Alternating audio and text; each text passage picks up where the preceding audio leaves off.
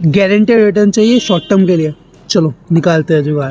देखो हम बात कर रहे हैं बॉन्ड्स के बारे में। बॉन्ड्स क्या है एक्चुअली? बॉन्ड्स एक तरीके का लोन है जो आप एज एन कंपनीज और गवर्नमेंट्स को प्रोवाइड कराते हो, जिसके अगेंस्ट में आपको फिक्स रिटर्न मिलता है और एक फिक्स टाइम पीरियड के लिए।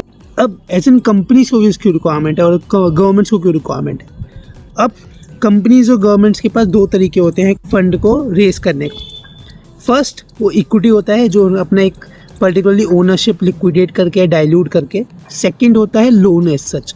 तो लोन जो है फिक्स पीरियड ऑफ रिटर्न और एक फिक्स रिटर्न देना होता है, एक फिक्स इंटरेस्ट देना होता है, उसके बाद डायरेक्टली वो रीपे करते हैं तो उसके बाद उनका ख़त्म, लोन क्लियर आउट हो जाता है। एज एन इन्वेस्टर्स हमें क्या फ़ायदे होते हैं बॉन्ड्स के? अब बॉन्ड्स का फ़ायदा हमें सबसे बड़ा ये होता है कि हम डायरेक्टली एक फ़िक्स पीरियड ऑफ रिटर्न के हिसाब से हमें एक फ़िक्स रिटर्न मिल जाता है।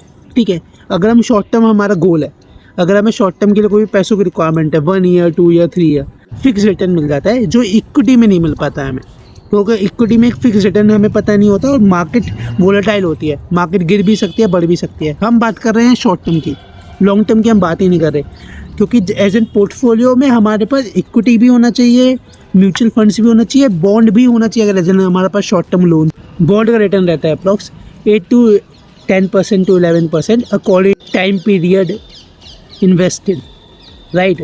तो वो टोटली आपके ऊपर डिपेंड करता है। बॉन्ड्स की अलग अलग रेटिंग्स होती हैं, अलग अलग कंपनीज इशूज़ करती हैं, गवर्नमेंट्स भी इशूज़ करती है। गवर्नमेंट्स के बॉन्ड का जो इंटरेस्ट रेट है वो कम होता है एज सच आपका कॉर्पोरेट कंपनीज़ का। अब कॉर्पोरेट कंपनीज़ को रेटिंग्स दी जाती है या बॉन्ड्स की रेटिंग्स होती है जो क्रिसिल आपको देता है, आइक्रा देता है, ठीक है। उसके according AAA rating, D rating and all. AAA rating सबसे हाईएस्ट होती है और जो D होती है सबसे लोवेस्ट होती है।